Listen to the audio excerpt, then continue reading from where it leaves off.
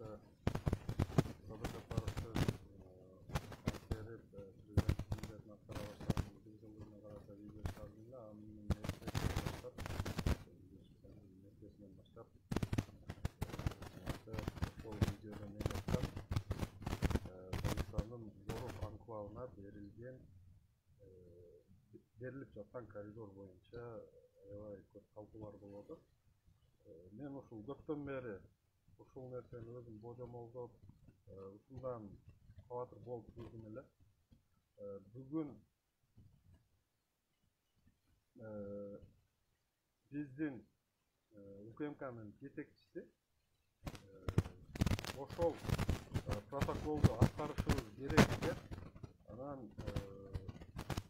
аткарбасак болбойт, ал жерде 40 000 ел жашайт, аткарышыбыз керек деп, ошол эле учурда ал Воровго караганда бир нече эсе көп өзүбүздүн Кыргызстандын Лейлек районундагы эки чоң шаар, Испана шаары менен Сүлүктү шаары.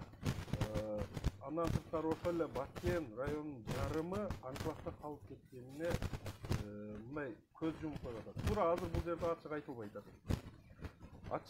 атат. Ошол Тажикстанга берилген коридор деп айтылбай атат. Ушул жолду берсек, Лейлек, Баткендин жарымы анклавда калат деп айтылбай атат. Бирок ушул жол берилиши менен Лейлек менен ошол Баткен районунун жарымы анклавда калат. Андан башка вариант себеби жол жок дейин десең, тажиктер өтүп аткан өздөрүнүн жолу бар. Эми ошол 4 көчөдөгү кесиштеги жол түп-түз Воровго барат. Алар кенен кесирле өтүп жүрөт. Аларга башка жол неге керек болуп атат? Эми баягы протоколунда айтып атпайбы? Бул жолдун статус дегени бул кайсы мамлекетке караштуу болот? Тажикстангабы же Кыргызстангабы? Ушул нерсе бул баягы мамлекет отдельно дейт, мындай мындан башка дейт, мамлекеттин макулдашуусу менен чечилет. Бул урматтуу туугандар, азыр биз кайдыгерлик кылып, кандайдыр бир симпатияларга, баягы адамды жакшы көрөбүз го, мындай сыртынан карап, бору зоруйт, же болбосо ишенебиз. Ошондой кылып азыр бул биздин бийликтеги төбөлдөрүбүзгө баягы аларды жактыруу менен биз өзүбүздүн мамлекетти өзүбүз экиге бөлүп коюп атабыз. Өзүбүздүн Лейлек району толугу менен, анын ичинде эки чоң шаар бар. Баткен районунун жарымы анклавда калып кетишине түздөн түз бүгүн мына мисалы 2009 жылдан бери баягы Адахан Кимсанбаевич кол койгон протокол деп ошонун айынан канча чыр чыгарышып атат, туурабы? Ал жерди беребиз, жердин статусу мындан кийин Тажикстандыкы болот деген бир дагы сөз жок да. Ал жерде болгону баягы талаштуу дейилген жерди экөө тең пайдаланбай туруш керек. Ошол экөө тең пайдаланбай турганды баягы келишим менен бир тарап пайдаланат. Бир тарап баягы символикалык $1 акча алат деген нерсе менен биз пайдаланып атабыз да ал жерде. Жол өткөрүп, 270 метрлик жолду өткөрүп, ошол жерден пайдаланып атабыз. Ошол нерсени дагы булар мына силер бизге баягы бир тараптуу пайдаланып атканыбызда төлөгөн аренданы силер биздики деп тааныгансыңар деп канча неме кылып атат?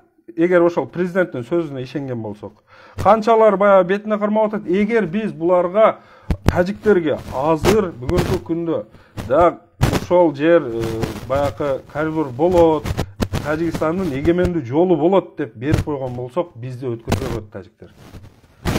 Өткөрбөй коет, өтсөк дагы баягы алардын постунан как положено паспорттарыбызды көрсөтүп, ар бир не жүк алып кетип атат. Тем более ал жактан билесиздер, баягы контрабандалык товарлар, аткезчилик менен өтүүчү мыйзамсыз товарлар көп ташылат. Ошон үчүн ал мыйзамсыз товар ташыгандарды эч ким токтотпойт. Аларды билесиздер, жетекчилер кайсыл жакта отурат. Алар өтө берет, бирок карапайым элге жабыр болот. ар бири мисалы өткөндө баягы мурдагы нерселер кайра кайталанат. Азыр биз ошону эч ким ойлонбой мындай кайдыгер карап аткан. Камчы Ташиев ошо кече Баткенге барганда артына автоматчандарды коюп алып, военныйларды, биздин военныйларды эл менен жолугушуп. Бирөөнү тынк тедирбей мындайча айтканда, бул өзү туура эмес. Баягы ким болбосун андай жерде эл менен болгон жолугушууда андай автоматчандардын турганы өзү туура эмес. Анан эми айта берсең сөз көп бул жерде. Камчы Ташиевдин кече барып жолугушууда кылган нерселери, мисалы баягы Тажиктен ошол коопсуздук кеңеши, коопсуздук кызматынын жетекчисинин алдында чест берип атканы өтө бир уят иш. Өтө уят иш. Не ал киши Камчы Ташиевдин мындай главный командующий же ким ал? Неге биздин коопсуздук кызматынын жетекчиси Кыргызстан, Тажикстандын коопсуздук кызматына чест берет. Чест бергенин өзүн мындай офицерлер муну жакшы түшүнөт. Көрүнгөнгө чест бере бербейт. Чест берүүнүн дагы өзүнүн эрежелери бар. Биз баягы элдин караңгылыгы болуп атабы, не болуп атат, мен такыр түшүнбөй атам. Бул жерде Мадумаров же башка жөнүндө сөз эмес. Бул жерде ошол Лейлек менен Баткен район жарым жагынын анклавда калып кетпесин деген эле сөз айтып атам. Мен азыр сиздерге көрсөтөйүн. Так.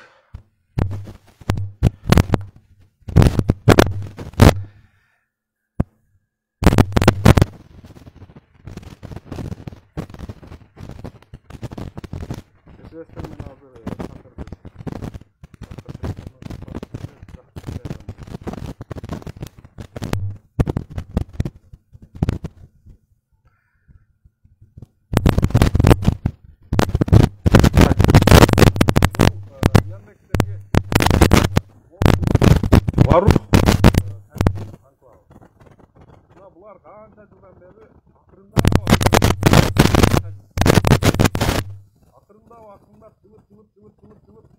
ушунча кирип келишти. Азыр мына Яндексте бир аз тектеп туура эмес жерлер бар экен, буларды көрсөтүп коеюн. Мына Яндекс туура эмес экен. Мисалы мына Миңбулак айылдары бүгүн өзүбүздүн эле Кыргызстандын эле чегинде турат. Могул кызык, демек жогору жактан өткөрүлөт.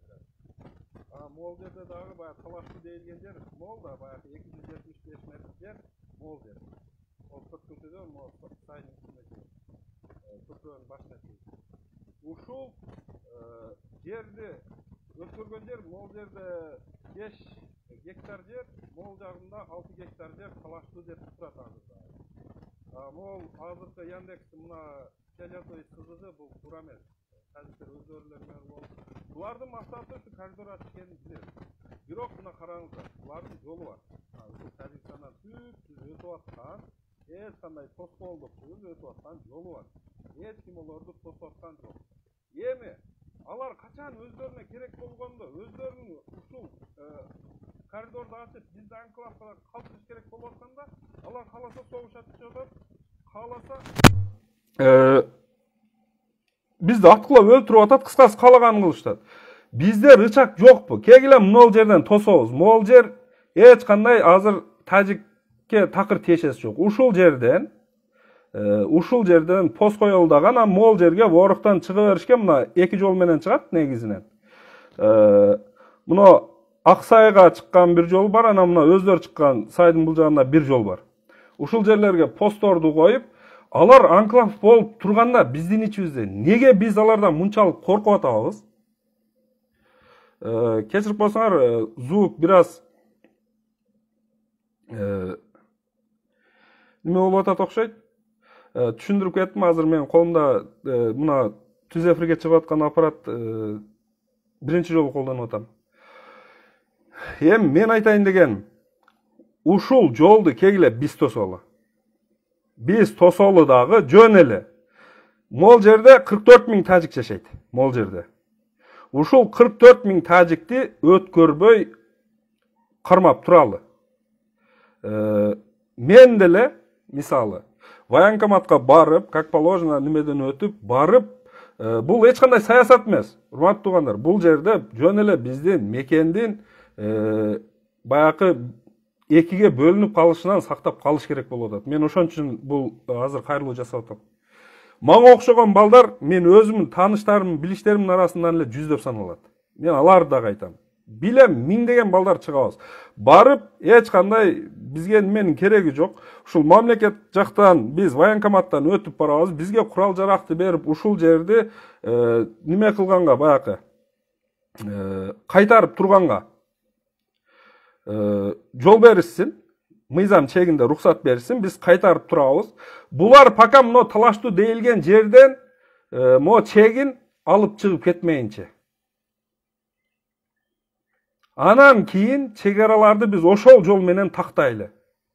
Кайсыл жер биздики? Мен билем 100% талаштуу дейилген жердин бардыгы биздики, Кыргыздын жери. Биз кыргыздар мамлекет болуп өз алдыбызча эгемендүүлүк алгандан бери бир дагы бир коңшулардын жерин басып кирип ээлеп алган жокпуз. Жалаң биздин жерлерди ээлеп алып келишип атат. Унчукпай койсо булар бизди акыркы күндөр лох кылып алды. Тажиктерчи? Кечеги согуш не үчүн болду? Ошол былтыры Такшиев кол коюп берген протоколду давай бүтүр, мына жерден коридор ачып бер деп атат. Ратификациядан өткөрүп бер деп атат, мындайча айтканда. Орукка жолду биз бербейбиз, ушул жерде биз жазып берип барабыз, өлсөк өлөбүз. Ошого макул болгондор барабыз, тажик менен согушсак согушабыз, атышсак атышабыз, анан Кыргызда азамат калбай калса, бир да бир кыргыздын эркеги калбай калса, ушул жерди баягы коргой туран азаматы калбай калса, анан макул тажиктер алса, андан кийин биз ал убакта уже жок болобуз, анайла жок болот. Пока биз барыбызда келгиле ушул жерди тосолу, бул жер эч кандай тажиктики эмес азырынча. Биздин өзүбүздүн жер. Могул жакта азыр асфальт эмес, бирок жолубуз бар. Жолубуз бар, аябай сапатсыз, бирок мындай жаңы курулуп атат, бирок каттаса болот. Тажикти өткөрбөйбүз.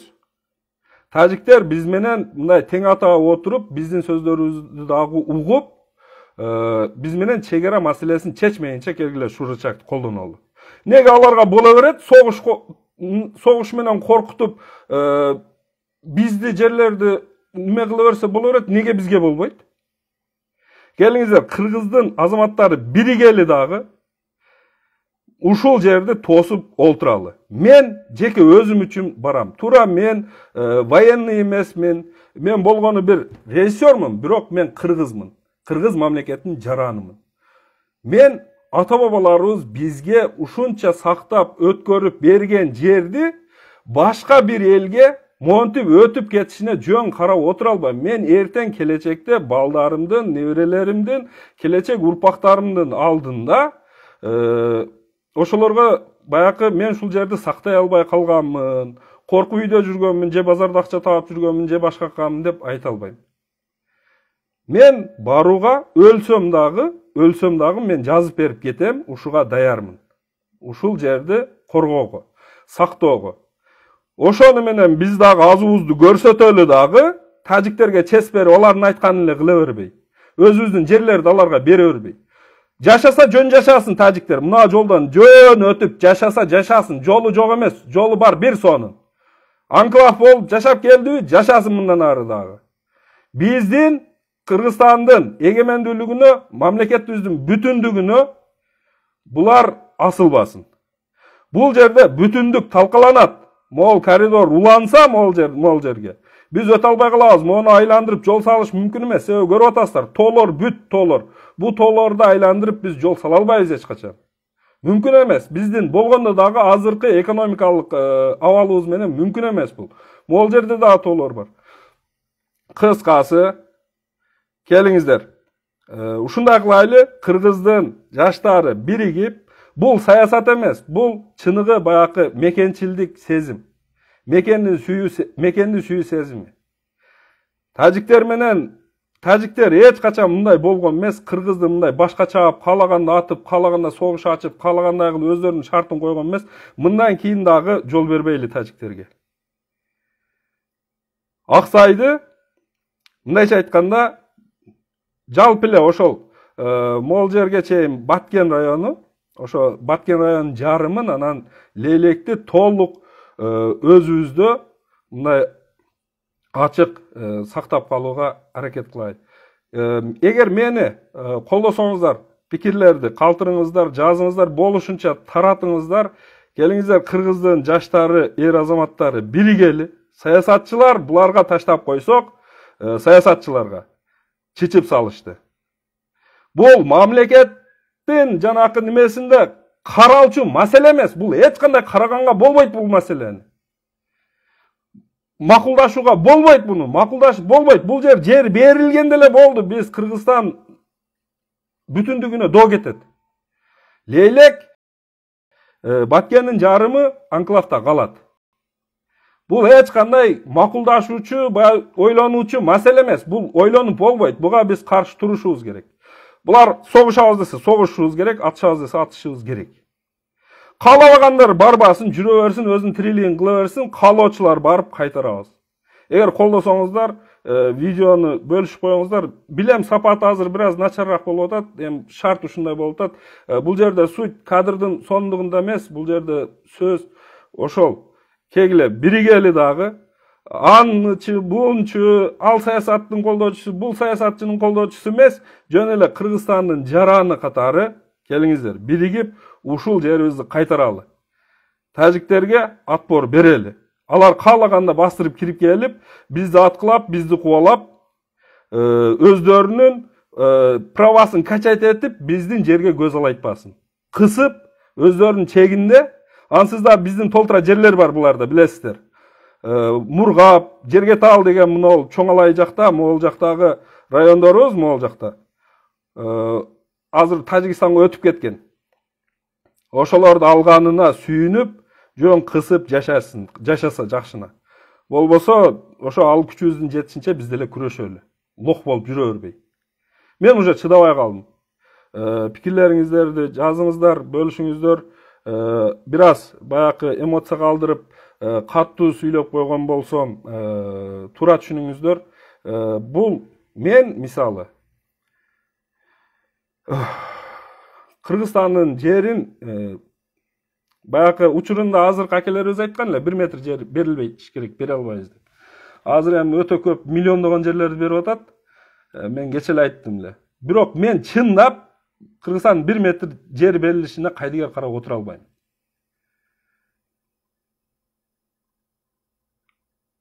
Кайрадан ушул эфирлер аркылуу же жашоодо жүз көрүшүп амандашканча барыңыздар, бар болуңуздар.